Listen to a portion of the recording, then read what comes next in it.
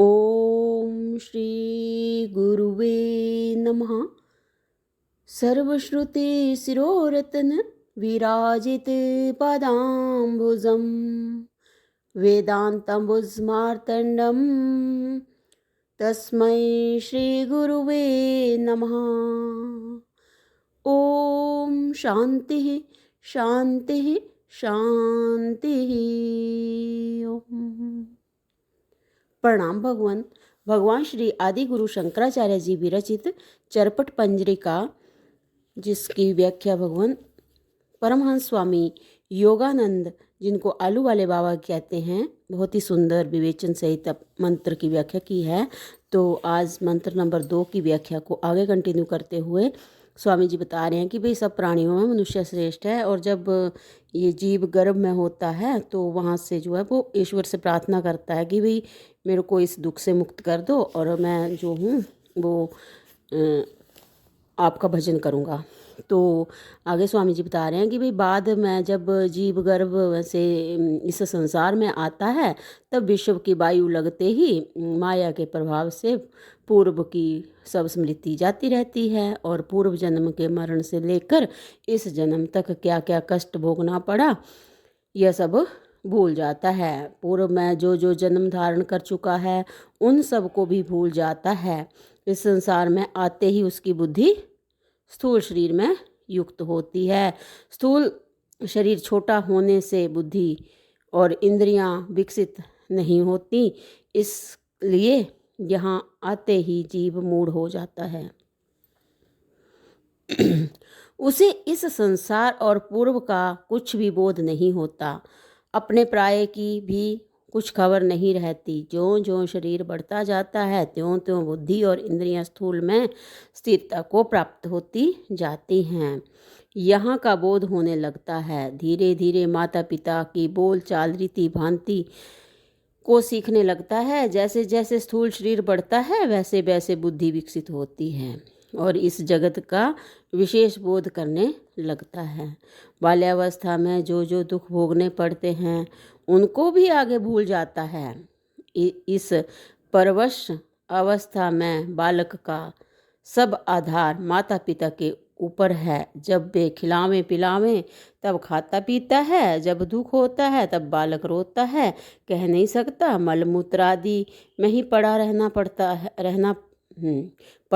पड़ता है। बालक को इस अवस्था में यह बोध नहीं हो रहता कि माता पिता कितना कष्ट सहन करके मेरा पालन पोषण करते हैं, और बड़े होने पर भी यथार्थ बोध नहीं होता। जब दूसरों के बच्चे होते हुए देखते हैं अथवा अपने बच्चों को कितने कष्ट से बड़ा करते हैं, यह देखकर अनुमान कर सकते हैं कि हमारे माता पिता ने भी इसी प्रकार से हमको बड़ा किया होगा। 4-5 वर्ष की अवस्था के प्रथम का स्मरण किसी को नहीं रहता। उसके बाद की अवस्था का कुछ कुछ स्मरण रहता है। यह अवस्था ईश्वर भजन करने के लिए योग्य नहीं है। उसके बाद की अवस्था विशेष खेल कूद में जाती है। इस अवस्था में यह बोध नहीं होता कि मनुष्यत्व के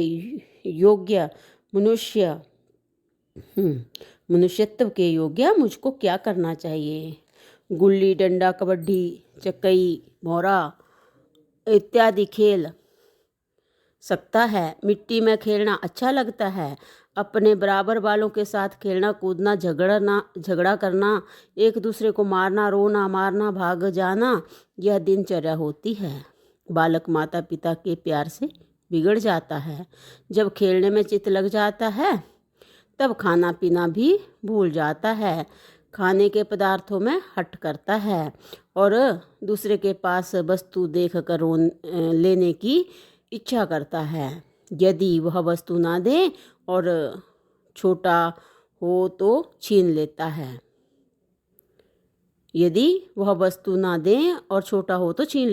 मारता है, और बड़े से जब बश नहीं चलता तब रोने लगता है।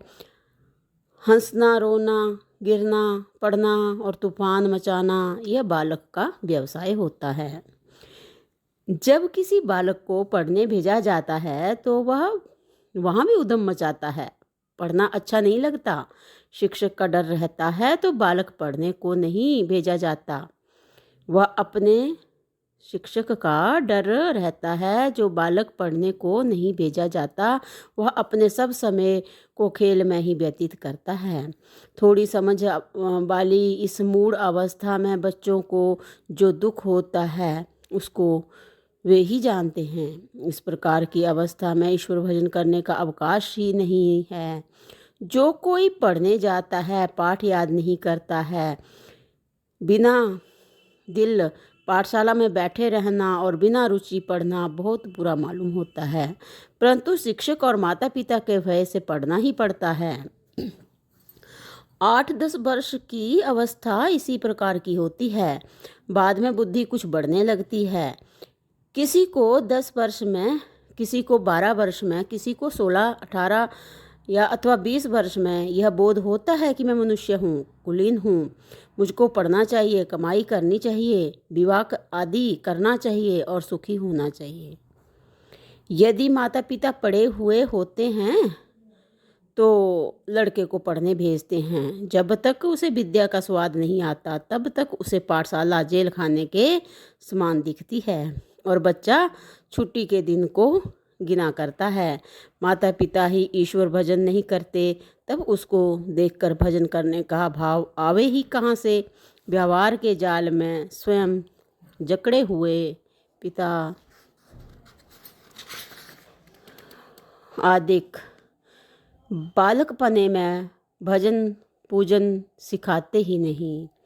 कभी कोई लड़का किसी को देखकर पूजन करने की इच्छा करे तो घर के सब लोग कहने लगते हैं, अभी तू क्या समझे, लंगोटी बांधना भी नहीं आता, जब बड़ा हो जाए तब कर लीजियो।